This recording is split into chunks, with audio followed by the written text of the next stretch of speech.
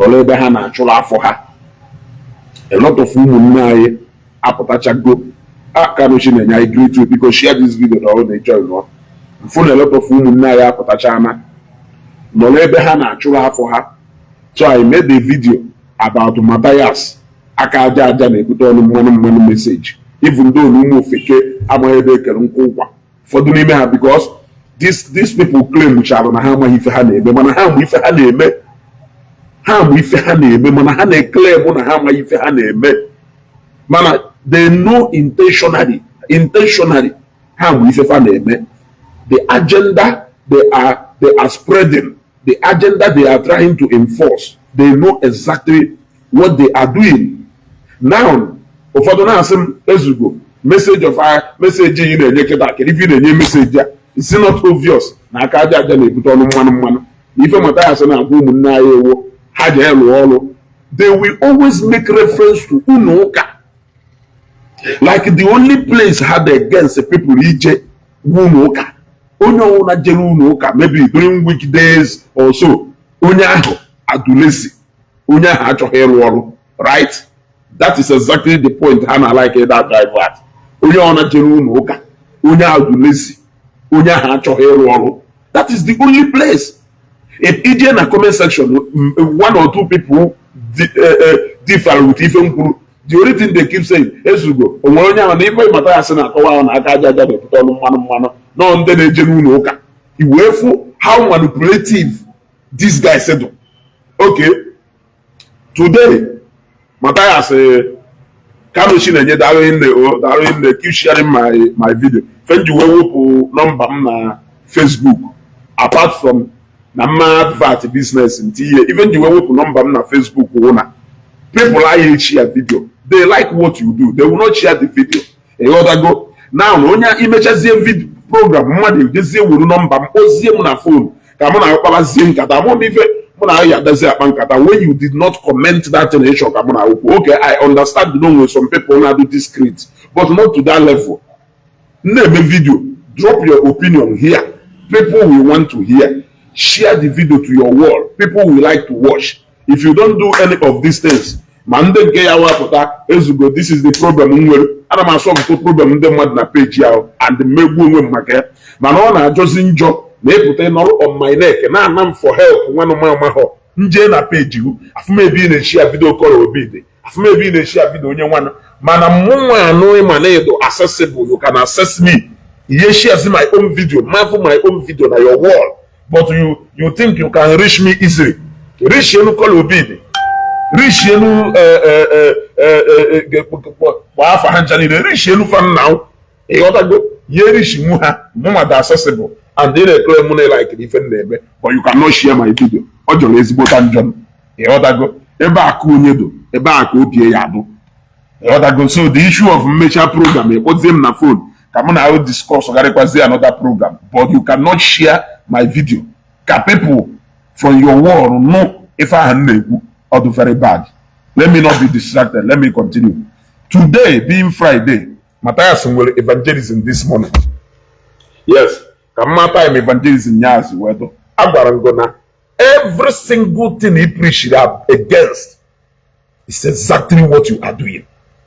Every single thing he preached against is exactly what you are doing. You are not different from the people. 10 a.m. Evangelism today. And these are the people who do against either Gani Mafia, either giving them money, just preaching. These are the people who do against people either preaching or either evangelism when the mother supposed in their business place. This is a guy I have studied. If Mathias is a case of Mr. Okeke Pure Water. Or Choko Mr. Okeke Pure Water here. We discredit Mr. Okonkwo. Now what the same pure water on Halo? In which we even Mathias name on Halo Mathias Tomato. Choko Mathias Tomato with honor in competition with the church simply because he has opened his own church. So honors in the best way. Or you do a project church here or push your church here or by being in competition with the people who don't even know that he exists. By the way, these are the people who has gone far beyond where you are today. These are people who are already established, who has become institution on their own.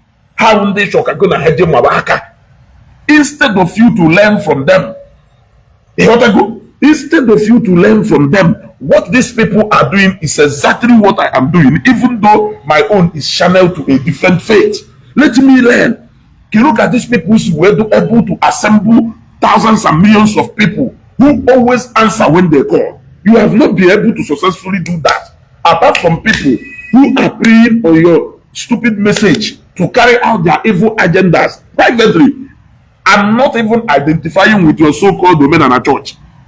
You don't want to know how these people were able to plant their vision into people's life, that somebody can just wake up and say, let me go to church. Somebody can just wake up and say, I have a program in Zion today. I have a program in adoration today. They have made all their lifestyle. It has become part of their life pattern, that if they miss one program, they will feel like they have missed a lot.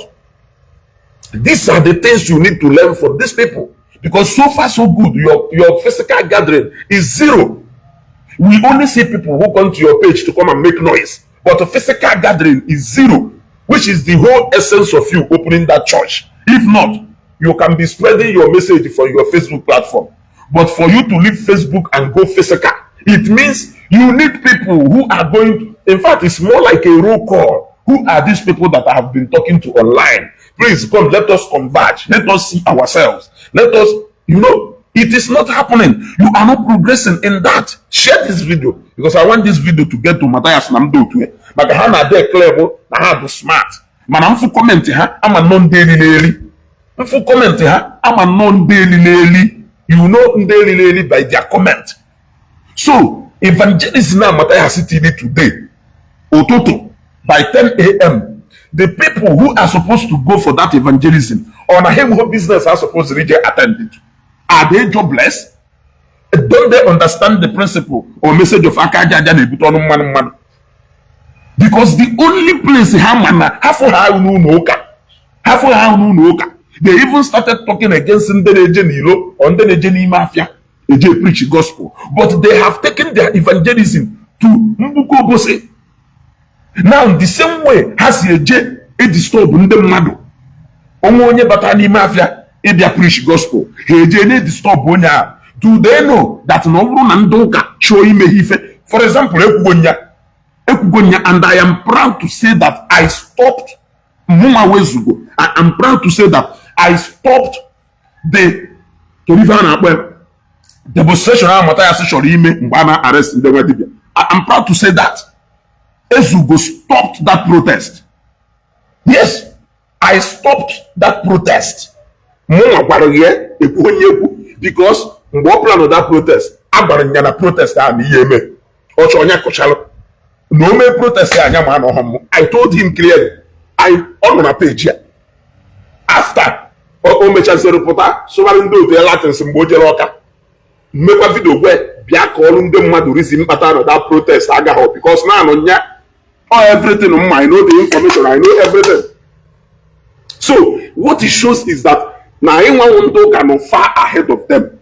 So I won't know the man is your money mafia when they stop it means natural evangelism now in Nigeria na Nambuko Bose car park today. It is as good as ABCD or just one button pia. One button pia. The evangelism now you gotta go one button, one snap of a finger like this. Evangelism now if no one announce this you when evangelism mana can you pattern on how you sense in apple monototo. Even you may video will be needed. In fact, I may put moto to garage on your penta. By that time of the morning, you will be 8. Penta, I'm going to go na garage here. But I'll be no opposite him. I love no luna chop here. Maybe video man roundabout. May go say ball educate. Roundabout educo. People have Patagoni holo. Mwabale edugo. Motor pass ejugo. Ime, in fact, 100-foot road to eju pimpim non. Ndeni nele banana. Ndeni nele na ho even do okada. Ironi ne ejugo non. Who are those people? kedu ndị ahụ ị na-akụziziri aka aja aja na-ebute ọnụ mmanụ. Onye enweghị aka ọrụ enweghị aka ọrụ, onye na-achọ ọrụ na-achọ ọrụ, onye nwere ọrụ nwere ọrụ. People na-enweta ọrụ every day, people na-lose their job, people na-enwe problem and difficulties in business depending on the course. So you cannot assume that na mmadụ na-eje na-adọ n'ụlọ ụka jụ na ọya alụ ọrụ, because the message is very simple. All those people you are seeing, all those people you are seeing, you have just seen ngosiri on a roundabout, 90% of them will eventually end up in the church on Sunday. And depending on weekly programs, like a moment, in Zambia, in most cases, Adam Emisi midweek service in the winners on Wednesday. Midweek service in the winners. Adam Emisi your man will make us weather. So you cannot assume that now all those people in the church in the weekly days that they don't have jobs. Is that what you are assuming? Some of them are self-employed. Some of them even take permission. Depending on relationship, they take permission. So I have to be here. Granted that permission. According to their work routines. Business owners, captains of industries. He work that time. Mmadụ ya aga ife according to program yes wedo. Ọ bụrụ onye na-arụ ọrụ aka nya wọga nke aka. Ọchọ nọ na-arụ ọrụ from Monday to Sunday, nọ na-ewepụta Sunday and Wednesday iji wee na-eje okay or na-eji ife related to faith here. Ya gwe otherwise he is working, and some of you na abusisi nonsense ya n'ọnụ. These people are far more better than you. So onye na-akụziri concept of aka aja aja na-ebute ọnụ mmanụ. That was the concept of the message yesterday morning, where I showed people where say ndị Igbo ka Mathias na-akụziri aka aja aja. Mathias kele ụbọchị ebidoro meme something, kele ndị dị ife ahụ na-akụziri aka aja aja na-ebute ọnụ mmanụ. Ndị Igbo pụọ n'iro kịta agụ na akụ kịta vena akụ kịta awụ 8:37 to 9 pụọ n'iro kịta ọkwa machine ife na-ada vovovovovo. Ụfọdụ n'ime ha CWO women, ụfọdụ n'ime ha ndị nọ na Catholic Men Organization, ụfọdụ n'ime ha ndị nna, ụfọdụ n'ime ha ndị FAC. Many of these people efuru na-eje nkwọta na ịbata na nkwọtụ okwute okonisi ndị mmadụ, ịbata na ọgba anụ, ma ndị na-egbu egbu, ma ndị na-akpọcha, ma ndị na-epe epe, ma ndị na-ele. Ịbata different categories.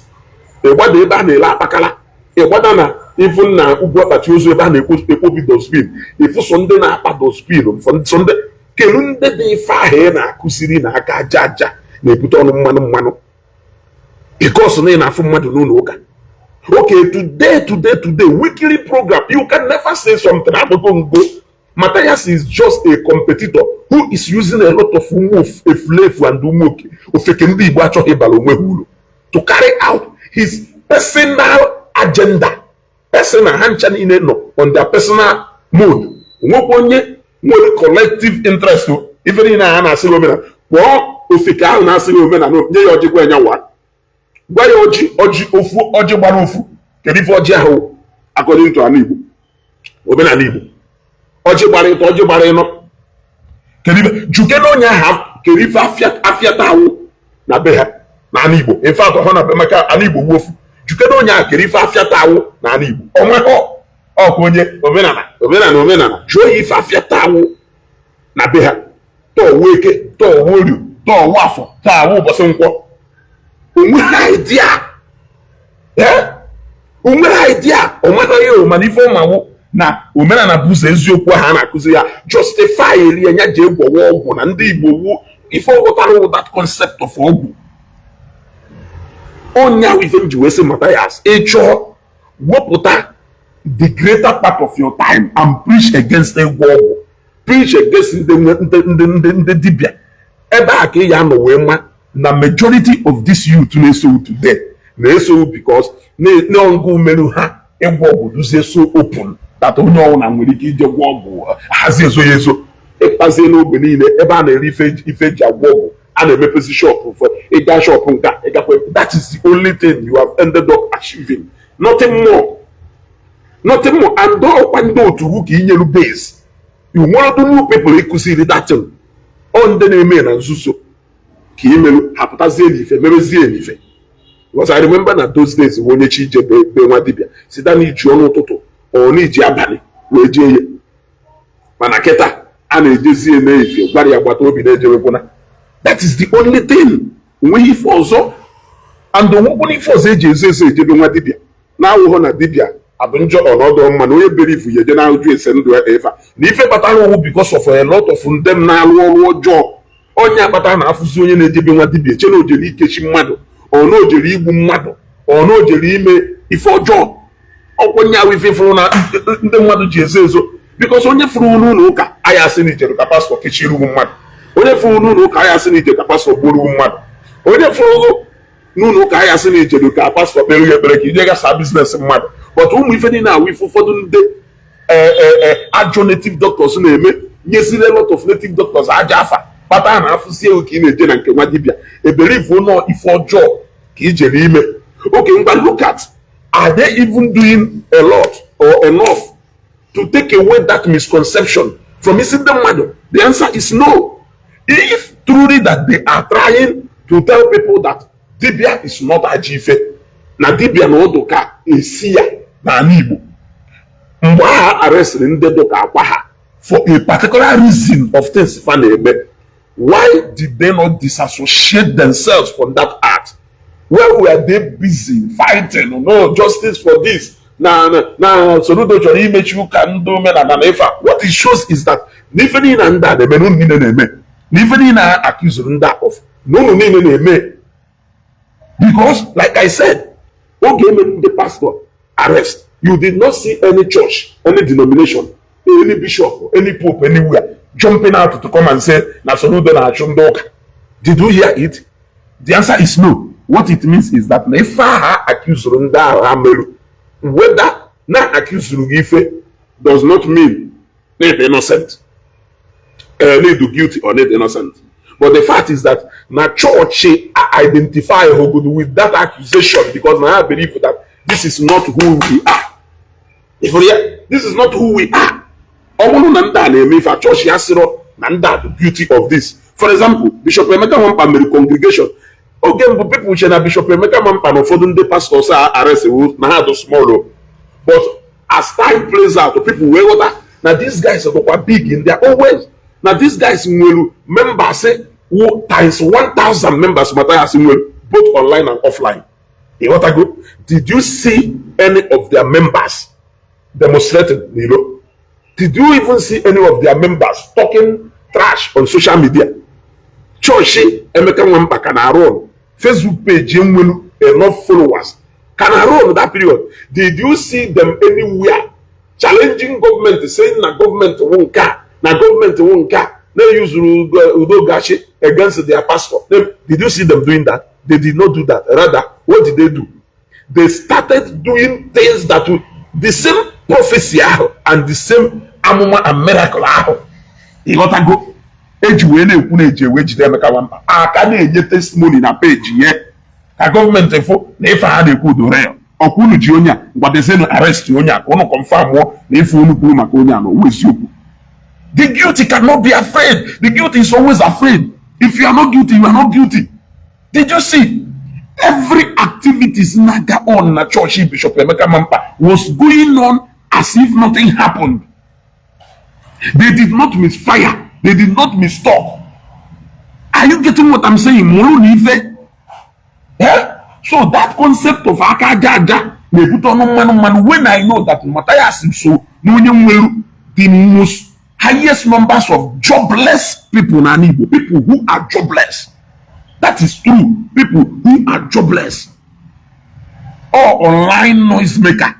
Reality on the ground, nothing.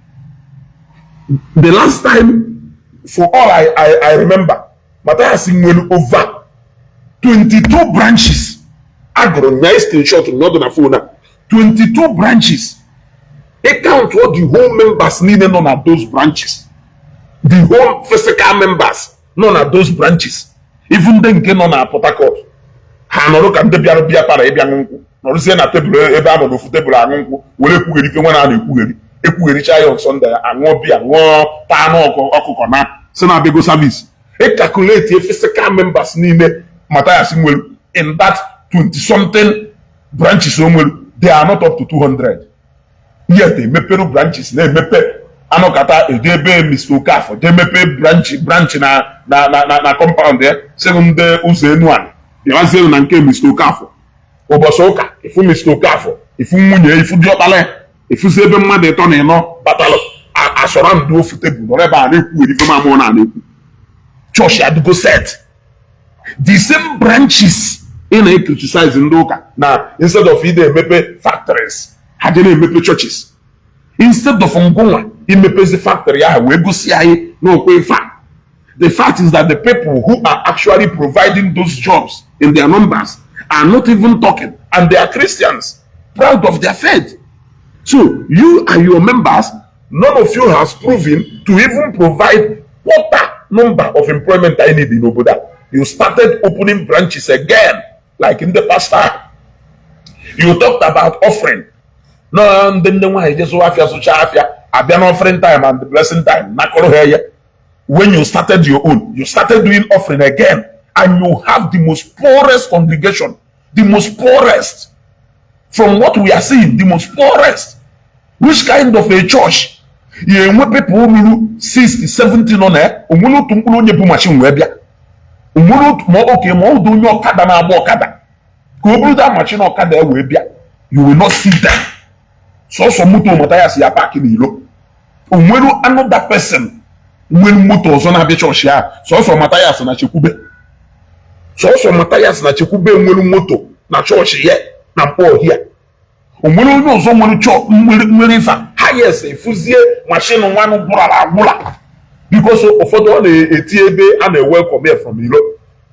So you will ask yourself, is it the person who is collecting offering from these poor people? These poor people, some of them cannot even afford a motorcycle. But every Sunday, I have offering time.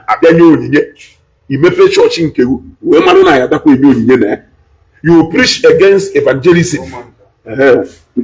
We preach against evangelism. You preach against evangelism. No time of people supposed to read the Afia. I'm evangelism no outreach. You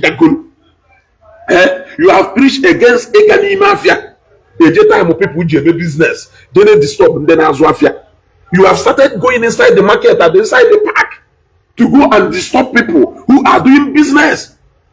You are using the same way Christianity Jew planted in this land. That is exactly the same way in a use. You know what I go? And I know that is why I have in a comment section more because the post to make yesterday, they came to pray, pretend as if they don't know exactly why I am making the video of Akajaja. They put on Manu Mathias and why. Can they far on Akajaja? They have their evangelists no Jeremy today. Have the jobless. I want to have the jobless. I want to have the jobless. Because now Apple business here. Only why they make shop. Joe move for 1 month or 2 months. Nada. Moke na emechi shop ya jebe nwa moke na city. Nada. Mmadụ Nigeria akwamozu o nwere ike ọwụrụ enyi ihu. Ife ihu na yala hụ na hotel. Anyị na-esi ebe a. Jee akwamozu ife dịka somewhere na Anambra State elu alahụ the day anyị eme wake it. Lahụ the next day. Lahụ the second day. Wee bata the third day depending on how close go na onye ahụ. Ụfọdụ a na-esi ebe a Imo State. Ụfọdụ na-esi Lagos, hapụ Lagos, bịa akwamozu na East, bịa East na 1 week. All these things are things they prioritize. Ị nwere ike ime hapụ business go pụọ. Everybody will priority here, and when it comes to area of that priority, they can leave anything for that same thing. So, ọwụzi onye hapụrụ business here, jebezie n'ụlọ ụka. Ishetarie no ụka with the only place mmadụ ahịa hapụrụ business eje. Saturday ahịa a na-eme wedding. Ịmụhụ nwere people ji Saturday eme business ọfụma.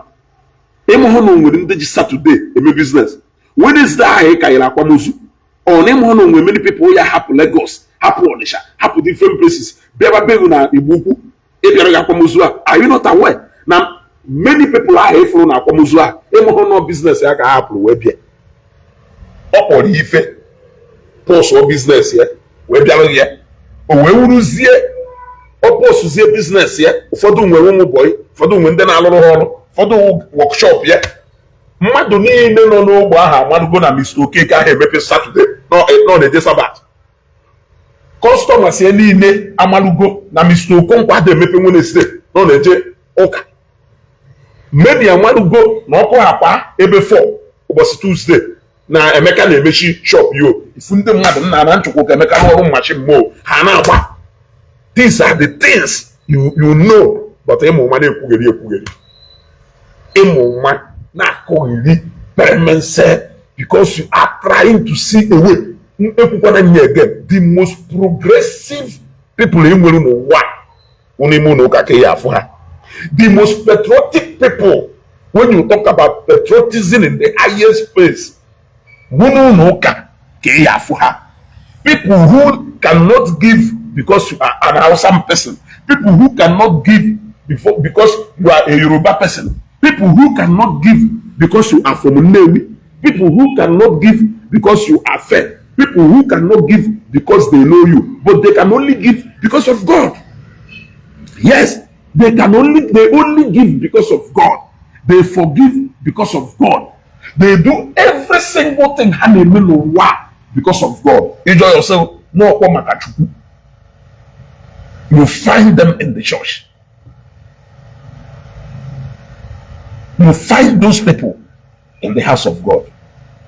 So take your message of Aka Jaja and shove it down your pocket, or you preach that message to all these jobless people who are following you. All these jobless people.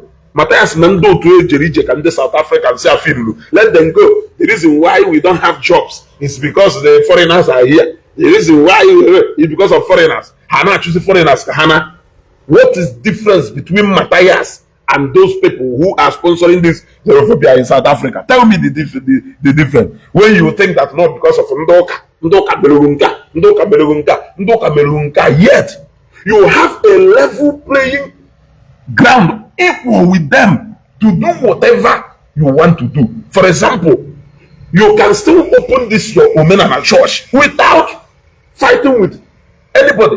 Egosigongo example. When somebody look at Chukwuka Dibia, when somebody look at Kusi Fefa, this man has been doing that even before you ever think of doing that. 1, 2. Even if you claim to have free hospital, which doesn't exist anywhere, go and write it down. It doesn't exist anywhere.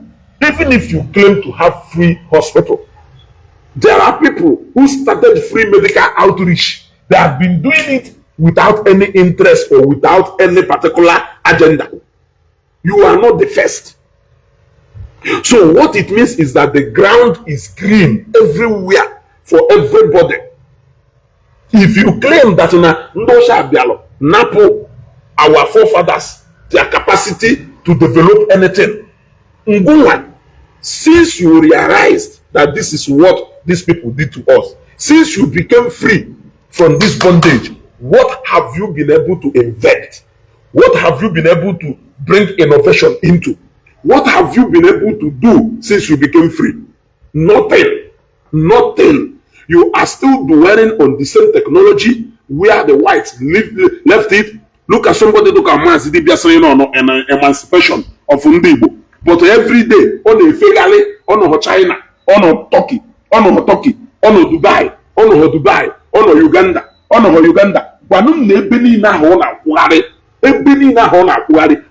does it have to do with an Igbo buy? Instead of him to be going to Umunya, Umunze, Adazi Nuku, Adaziana, Obose, Bagari, Ebenine, Oporoku Ndi Igbo so irisi. Na atụkọrọ ego every day ka onye send the invitation letter gbara ticket ana yogari ego mepekwa fresh office n'isi woluwo na-atọ ụwa niile na-atọ ebe niile woluwo melu poverty alleviation program You people have liberated many of them from poverty, where they are telling you something.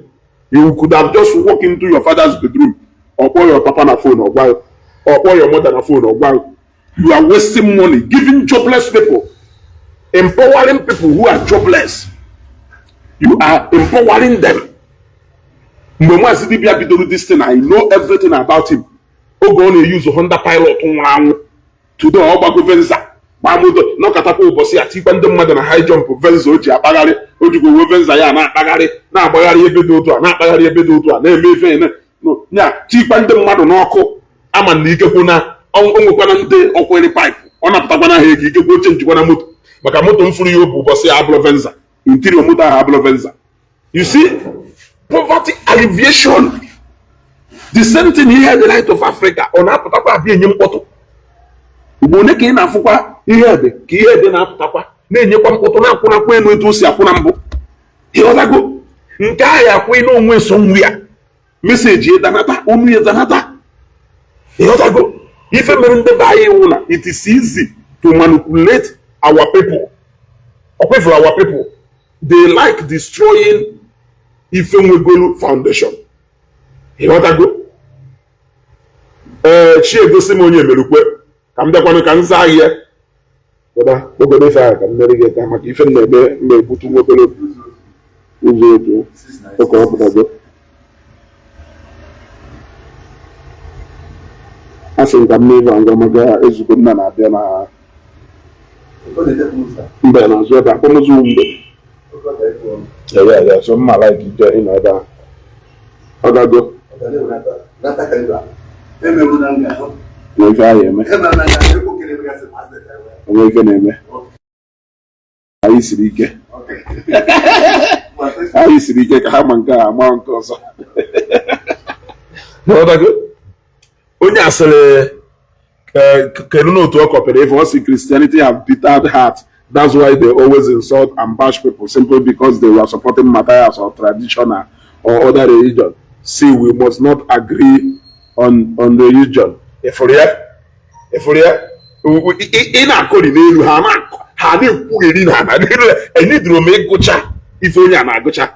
Nago gumbo, oh, go, Jim Bolo, which or a book. Don't worry, book on your back, oh, baby. Emecha iye anọrọ n'ụwa afifi mere onwe ifuru ọgwụ jenu bukọtara alụsị nya in fact gbowe in your highest number imere omenala ajụọ ifewu afiata ya gbaho enyeghị ọjị go we ya go nwoji mana imewuru onwe unu omenala kene onye bidoro ọgụ a na-anọ n'ala Igbo if not Mathias ọkwọ ndị ụka na-akara onwe ha ụka gosi ife ugboro ole ka ịnụda na gosi ife na mmadụ gosi ife nwere ego gosi ife nwedunuru nke nwe ego na ọgwụ ọnụ Mathias na awụ ọsụgharị ọnụ ebe niile na ifu gosi ife mana ifuru ya ifu gosi ife mana ifuru ite ego mana ọ na-akara onwe anyị na ya enweghị problem na Nnewi onwebụghị onye nụrụ na ụka jikọsị na ya na ya na-asị ya n'ụmụ ụzọ otolo. Did you see him fighting with anybody? The answer is no. Ana akwakwa akwamozu ndị ụka gosi ife ya bata na ọnwụrụ family ebe ọma associating with everybody. He's not fighting with anybody. Chukwuka dibia bụ Mathias ụzọ wee pa Facebook n'ife omenala ugboro ole ka efuru ya anyị nwere dibia na ụmụnna m o nwere nwanna m na ụmụnna anyị na-eme kọmiti mmụ dibia na ụmụnna na-azụbe ma kịta na-azụbe ma dibia ka ọwụ nwunye ya matrasị niile dị n'una pilokesi niile anduve niile dị n'una nwunye ya ewu onye na-achịbata ebe mkpọ ha ya ọchịta ihe ya solar light niile dị n'una ụdị ọkpala onye mount solar light niile dị n'una. So kedu ife dị ife ahụ ị na-ekwu nọmba ya dịkwu hia mkpọ ya ozugbo ọkpọ mafa nchọmba m na-ababe. So kedu onye ya na ibe na-anụ ọgụ ka m na-ajụ kedu onye jụrụ na ibe ya anyị eme omenala anyị na-enye nọ na disem ụmụnna anyị na-enye na-eme mitin ụmụnna ọ nọ hia mgbe Fada Chidoruo bịara ịghọtago ọ nọ hia mgbe Fada Chidoruo bịara nọrọ hia mgbe Awụzie bịara emejekwa ekpere gafee n'ihu be nọ ndị kwetara ka abata be ha ka abalụ be ha emehụ na iwulere iwu na ya baba onye ọbụla nọ na isi na ị na-eje ụka si na ịda agwọ ọgwụ na ikweta na ị na-agwọ ọgwụ kweta na ị na-eme dibịa amara oke n'ebe a ka ị nọ mana isi na ị na-eje ụka si na ikechipụkwa anything o na ikechipụkwa anything asị oke na anyị nwa ụmụnna kwekọrịtara na ya adaba onye ọhụrụ je mee ekpere ụmụ ife idewere emebie isi mana isi oke na-eji ife amara ụwa niile mana ife a ka eji wee mara onwe onye ya gba na iwurere iwu na ihe meriri nka. It is very simple.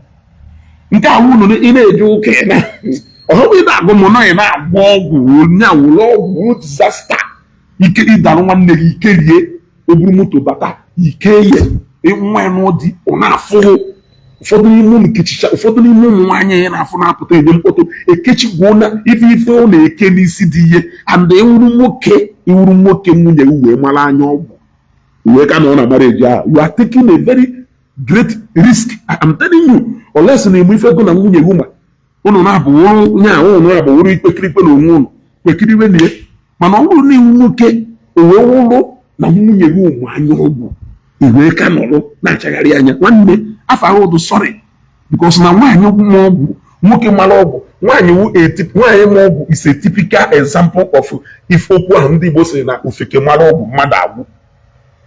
Nwaanyị ma ọgwụ is a typical example of okwu ahụ ndị Igbo na-ekwu na ofeke mara ọgwụ mmadụ agwụ maka nwoke nwere ike ichedi ife chee ya eche mana nwaanyị fụ ha kwa ebe ọ ma na ọ kpaghị efe aka o mee ife ọ chọrọ ime nwanne forget about it. Forget about it.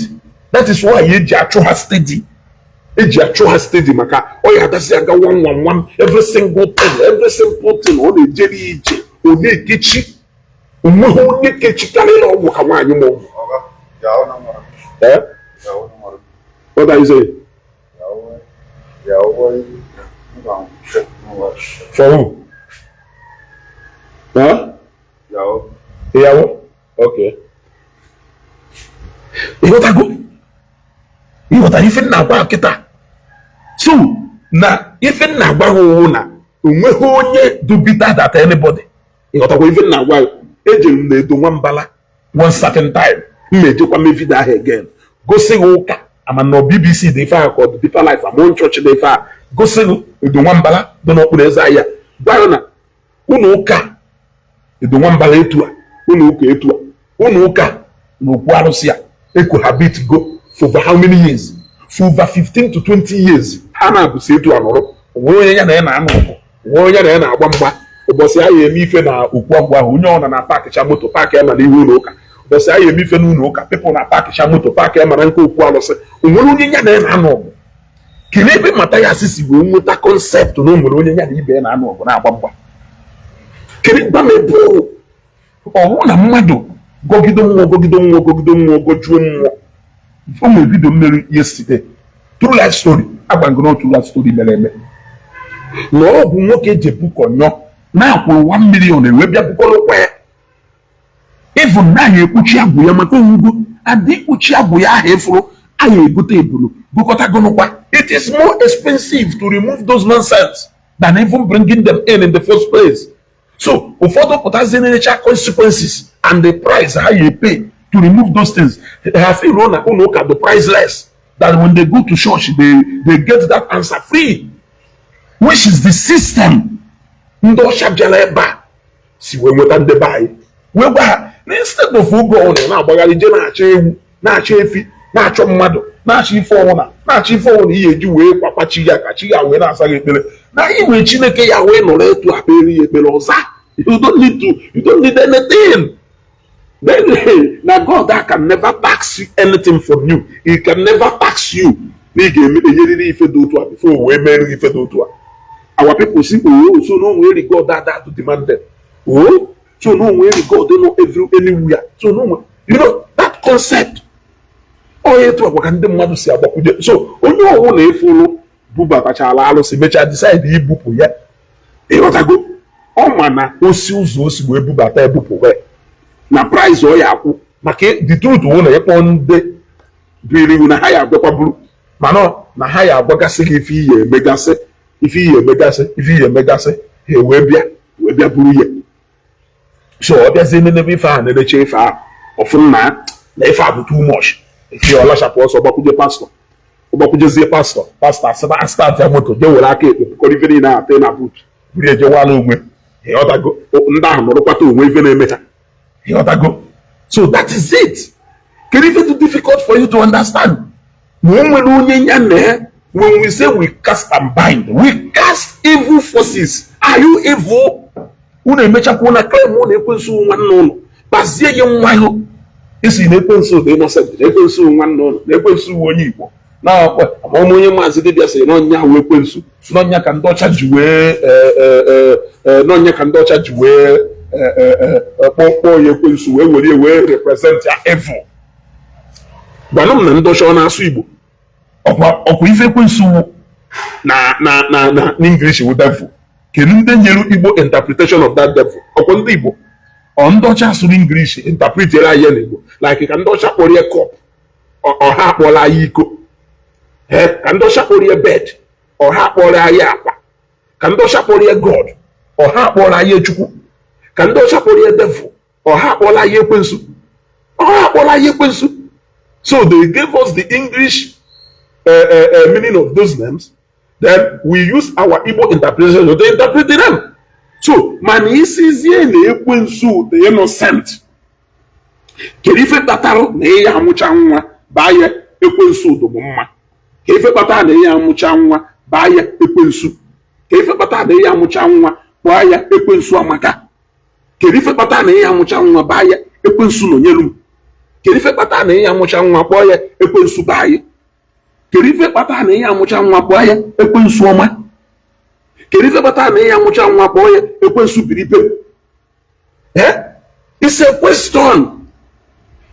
It's a question. Mmadụ ekele dịrị Chukwu, you are actually more daft than I can imagine. So responding to Fekedu Kago just in the West side. Moge na ndụ daft. Ana agwa unu reality, unu na-akọ ọnụ. Ana m agwa the reality.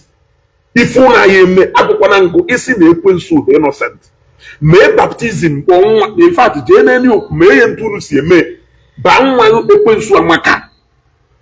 Ba nwa onwe nwo mmanụ bigido nnewu ya. Bigido nnewu ya. Anyị dọnsu m onye nnekwu. Nọ nnukwu oge bigido nnewu ya. Nnewu nwaanyị mma n'ahụ. O wee bụ onwe nnewu edumahụ mma. Ọ ife a na-etu Nnewi edumahụ mma. Mana onye Nnewi o, mana ọ bara onwe Nnewi edumahụ mma. Ishakanation m onye Nnekwu. Ịghọtago? So etu ka people si aba afa. Chukwu gọzie gị. Afa nwụrụ Chukwu nọnyelu m. So translate kwa all these names. Ekwensu nọnyelu m. Ekwensu edumahụ mma. Ekwensu amaka. Ekwensu biri ibe ayo. Ekwensu nọnyelu m o. Ekwensu duru be m. Ekwe nsu nwa amama ba na enwaghị ma o shie ye asafo ochichi ọ na-ekwueri I am not a student of too much talk without any action. I see Mazidibia making noise everywhere without any reaction, any practical reaction on the ground. You are a noise maker. You are still doing the same thing in our forefathers in ije nwa office n'Ọka. Ndị mmadụ na-atụkọnyere ya ego ị na-eri isi n'ime ọfịs ebe ị na-emegono. You have not been able to manufacture even toothpick I can use buy ya ka process and procedure ndị ọcha dewelu ka esi wee na manufacture. You have not been able to improve on anything eji wee manụ ndị Igbo here. You are trying everything possible to get all the things ndị ọcha melu ka life dụla anyị isi. Inweta ego ijego fridge, inweta ego ijego nnukwu phone, inweta ego igolu moto, inwere ego ịlụwa ụlọ, inweta ego TPOP ibelu, inweta ego igolu ọmarịcha oche. Anything improve golu on your own. Abịakwa n'ọfịs ya dị n'Ọka, every single thing nwa onye ọcha dewelu ka iji wee mee ọfịs ya ọdụ luxury for you. Wee jụzi ajụjụ wee sị meseji a na-etigarịrị mkpu ebe niile kere ebe Mathias Ekperima ndị ọcha but you are feeding on scrap. Ndị ọcha abandon ube ha. Mathias, I can tell you all these tipper and ngwongwo niile na-alụ ị na-eji ebute scrap bịa ebe configure ya wepụ aka ndị ọcha tinye aka all because of na aka ndị ọcha apụgo n'ụmụ ngwongwo ha ka o ji eme oge ọ na-egbu ụmụ akwụkwọ ọ na-agbado ugwu obosi anyị ebido ọnwụ na ya agba breki 5 minutes ebido ebe a pụmpụwa breki because na aka nwa onye ọcha apụgo na ndị ọcha na-alụzi moto na-agba automatic breki.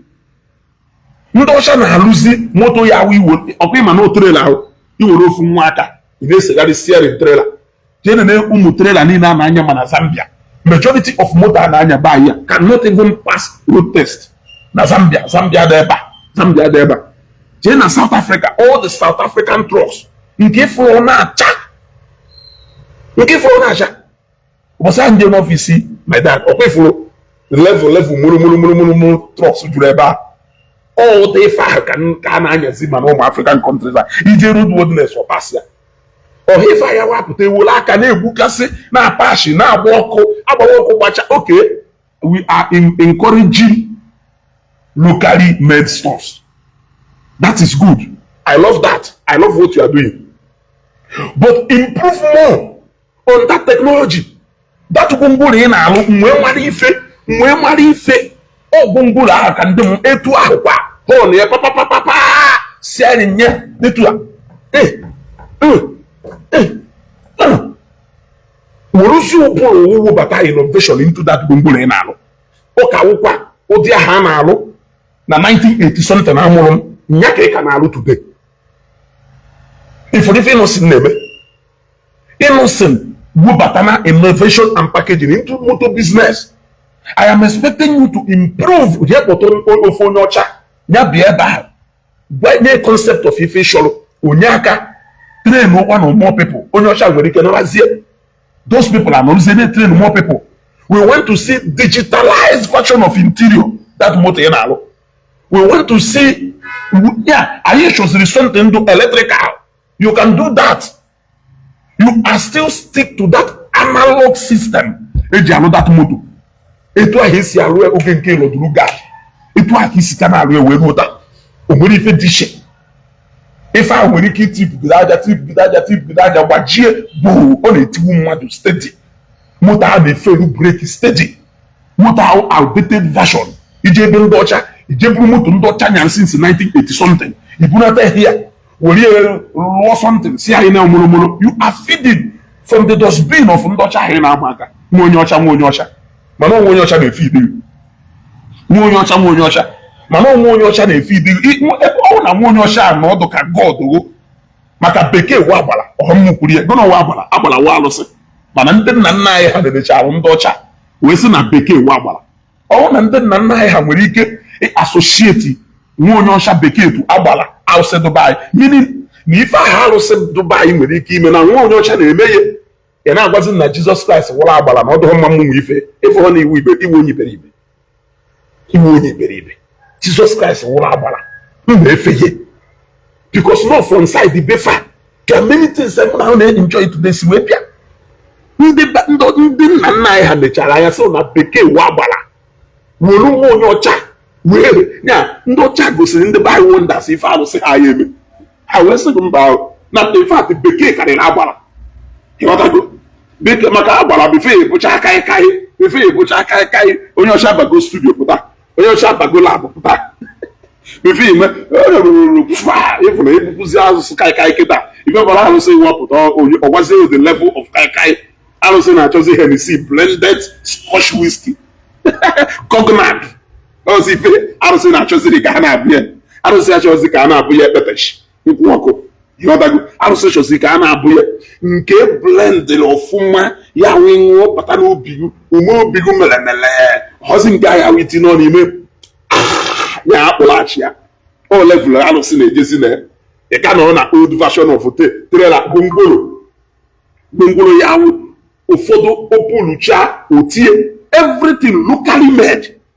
Have you ever improved in that technology? No, ije ebe ndị ọcha ije afro nke etoru one day na-ebutu na container bụla all the keyik moto ndị ọcha abandon be ha nya ka ije rube ndị ọcha ije na dosbin be nwa onye ọcha bunata something bayi mezie nwụrụ semu na ọcharachala matiko you are feeding from the dosbin of the people you are up against. Ndị ọcha dis nwa onye ọcha mee nke ka nnukwu nwa onye ọcha ha n'ọnụ ka mma onye nyewu pawa ịda akpụ ndị mana na ọha wụ every single thing ewu today ọha wụ na ị na-akpụgharị na akụkụ eze ọha wụ na ị na-akpagharị ebe niile ọha wụ na every single thing ị na-eme n'ụwa ọha inwe ọnụ everyday na-akpọ ha improve on nke ndị nna nna ha debere or improve godu webatagodo another innovation to nke ị na-eme jee na nke ịnọsịrị ilu ifu digital ya ilu ifu ịnọsịrị ebubugo moto from analog ngwa maka na alụ analog system onwe nke ya wee baa aka etu ome mana ndị ọcha na-alụzi ife niile na bọtịn ihe afụtere ya niile tipa howo ma ụmụ maakị ya ịgba breki ome ife akọ ya dị eme ị na-agba breki ọ na-eme ife all modern technology ị ka na-ebubata Mercedes lọdụrụgadị ha ji Mercedes lọdụrụgadị ha nyalụ na 19 kpologidi nya ka ị ka na-ebubata ebe a na-aba aka na ego esi adọki ya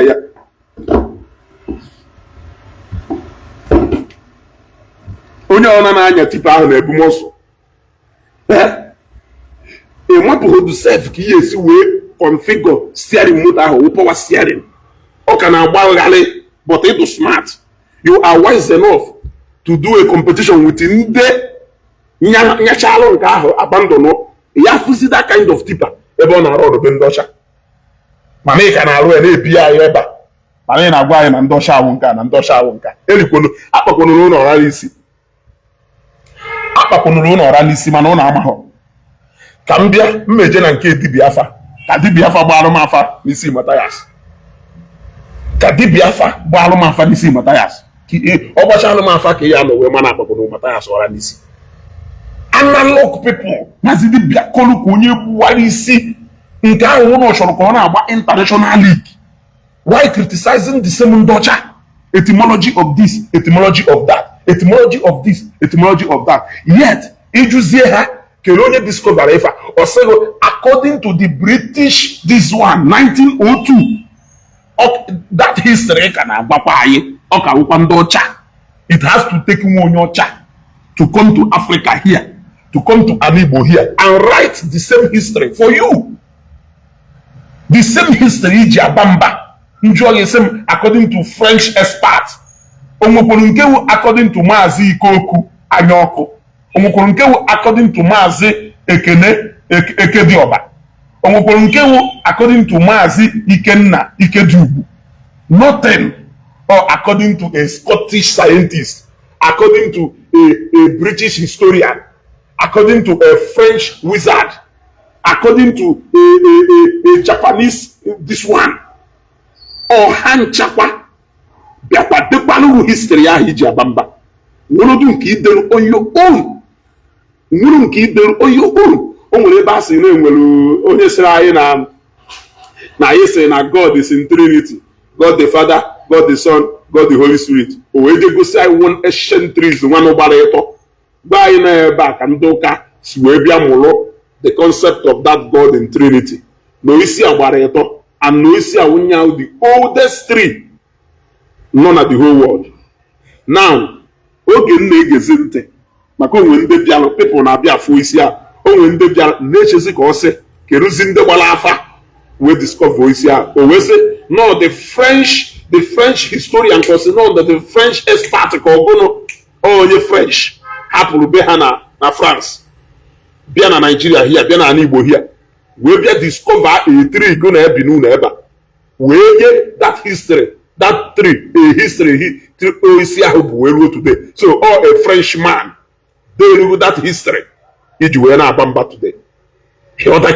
Iji wee na-aba mba today. Chetakwo na Maazị Dibia has never discovered any history or theory on his own. He has never written down anything on his own based on his discovery that the generation coming next 30 years can reference on. He is always referencing on studies by this person, studies by this person, study by this person. I am still waiting for him to make a documentary by Maazị Dibia, 100% discovery by Maazị Dibia, that the generation next, look, your English teacher teach you based on the books written by people. At the end of the day, you can only remember her or him as an English teacher. He ought to go. Man, when you discover abacus today, generation now people again will still know about him. You're not even now. Man, teacher na kusisirigu abacus or teacher alcohol. He's a teacher. He is teaching you based on the discovery and findings of another man. You gotta go. Etu akodo. So I'm waiting for these people to make their own discovery about Africa and about an Igbo. They are not making any discovery. They are only shouting, jumping up, according to what other people wrote. The same Bible in and say, Bible. Are you doubting us? Believing in what is written in the Bible, but you are jumping up, making noise about a documentary made by another person. You are not there. Every single thing you are jumping up and referencing on today was an article or a piece written by another person. It was a discovery made by another person many years ago. Even the etymology and the etymology and the terminology in Israel today, they are all etymologically and the metamologically written down by people. But you are jumping up and down about it today. And you are telling me that the people who wrote the Bible, that Naha that's Riberibe, is that what you are telling me? Now, you go to the dictionary to go and give me the dictionary meaning of a word. Dictionary, now dictionary, but you can jump up and down trying to convince me on what is written in the dictionary, on the dictionary meaning of a word. And if I disagree, it's not with it. So when I reference you to the Bible, they say on the dictionary, I am asking you on calendar watch your clock time. Your reference on time. He died exactly 11:10 a.m. He was born at 12:15 p.m. on Monday.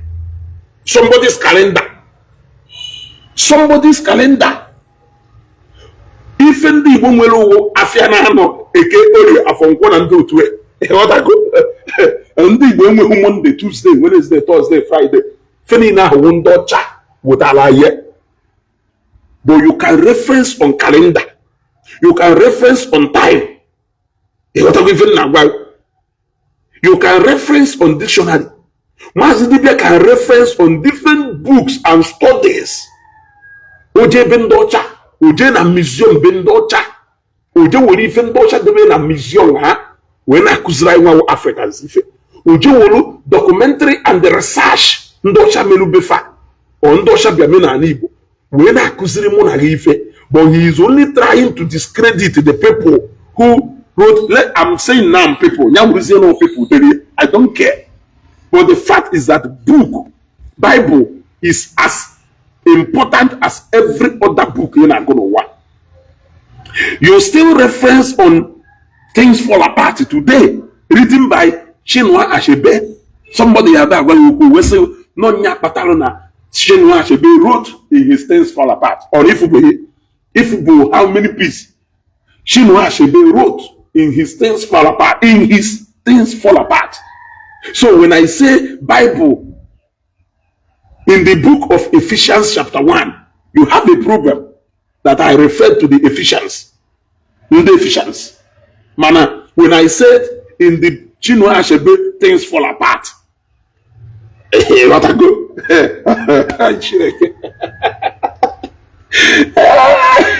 History of your town. History of your town. Okija. History of your town. On Gudelie. On Nayudelie. On Nayudelie. On Nayudelie. According people on what the history are now. If history Makanewi today is what makes me a Newi man. Do I know who wrote that history? Even if we na share it today, afu honye deliye 1-on-1, and that don't show na papa ye afu he third generation nyafu he. They were born na Newia. It was women na Newia. So the fact is that the people who were there when the history of Newi was made, none of them are alive even 100 years ago. Or even 200 years ago. But we are living based on that history we found. Nobody has gone to verify. I was born into Omenala here, and I accepted that I am from Omenala here. Every other history about Ebaisi, it was told. Yes, my father may not even be there to know when it happened, but we all believed it. So if every single thing about us is all about what has been written, what has been said, a history that was told, history that you, your father, your grandfather, and your great-grandfather is not even there to verify, yet that it became your identity, it became who you are living based on that, it formed the whole essence of your existence. You only have problem with the Bible. Even EJ yourself in our room, Jena Israel, Jena Jerusalem. It's even in not because can you go and point at the house of your great grandfather? You may be in you don't know Benny.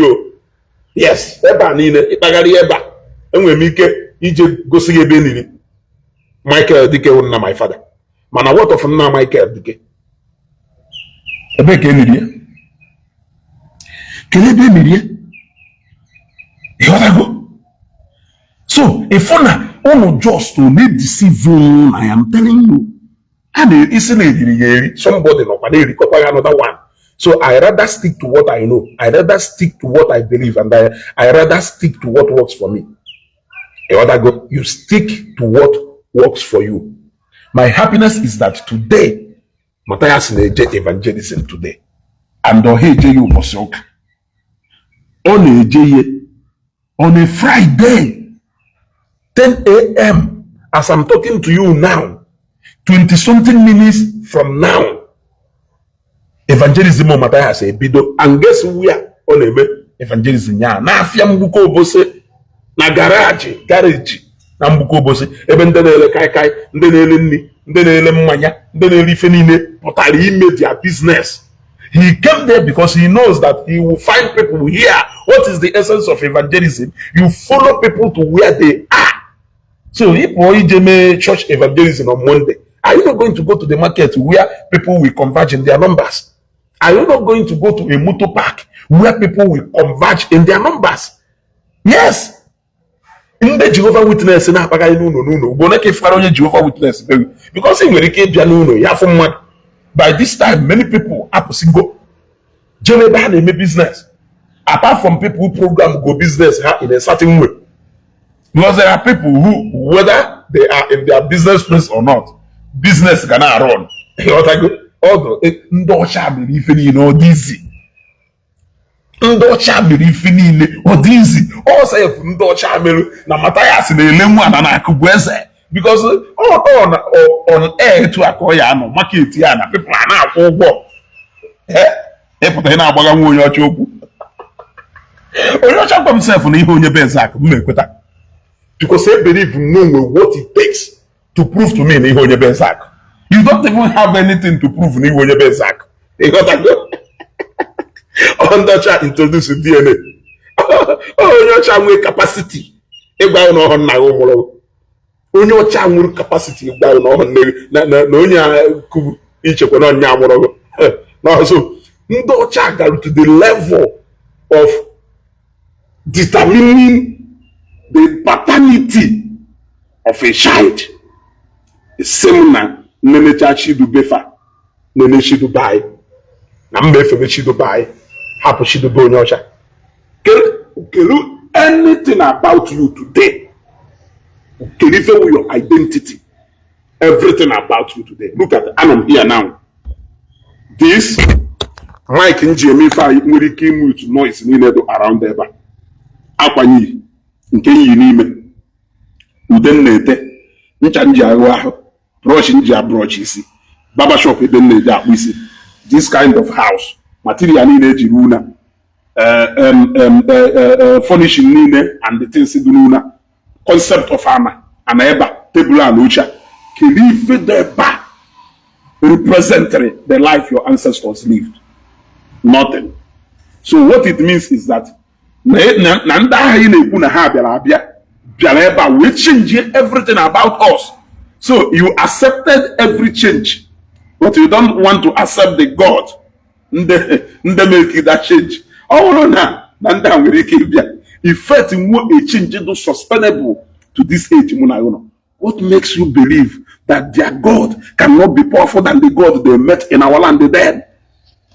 It's a question, can I do? Oh no,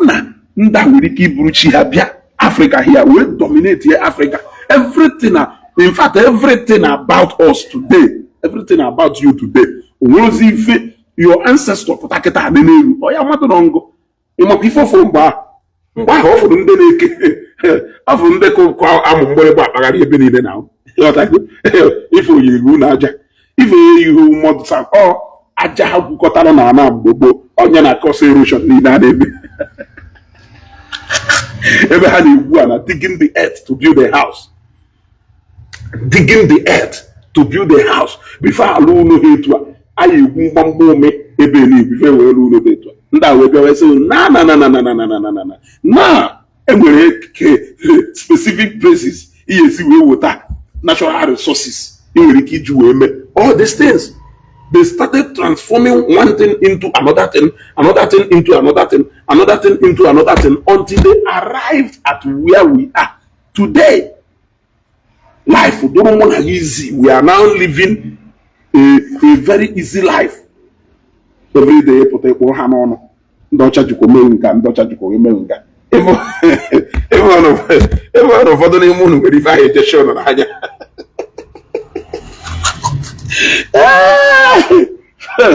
the whole essence of this broadcast made today is to tell you that Matthias na-ejekwa evangelism today. And onye na-akụziri anyị aka aja aja na-ebute ọnụ mmanụ simply because no believe na during the week like this style Friday na by 10 a.m. man mmadụ asụpụs gị nọ ebe ọ na-arụ ọrụ na nchọzie ka njọ Matthias ọwụ na gọọmenti anyị provide anyị ọrụ onye ese ujere evangelism na gọọmenti anyị provide anyị ọrụ kere onye ya adụso jobless iso ujere evangelism na ọ bụrụ na ndị niile na-eje evangelism ọ ndị niile na-eje church programs within the week na ha adụ jobless etu isi ekwu ndị nke ha so ga-eje evangelism does it mean na ha adụ jobless and need jobless? Anyị Chineke onye aghọworo ka agbara onye aghọworo ka agbara mana ekwuru nsị ihe aghọwu ha unu niile na-eyuzu onwe unu ihe aghọwu ha unu niile na-eyuzu onwe unu ha ji wee na-akara obi wee na-eme ife ha na-eme ngwa ji ha wee na-achọrọ face wee na-achụ biznes ya na-achọ so onye ghọwuru onwe ha n'ime unu niile na-eyuzu onwe unu. Anyị Chineke aka aja aja na-ebute ọnụ mmanụ ndị Igbo ka ị bịara ịkụziri na aka aja aja na-ebute ọnụ mmanụ ndị Igbo and Igbo man ka ị na-achọ ka ịkụziere na aka aja aja na-ebute ọnụ mmanụ ka ụbọchị taa maala anyị mma.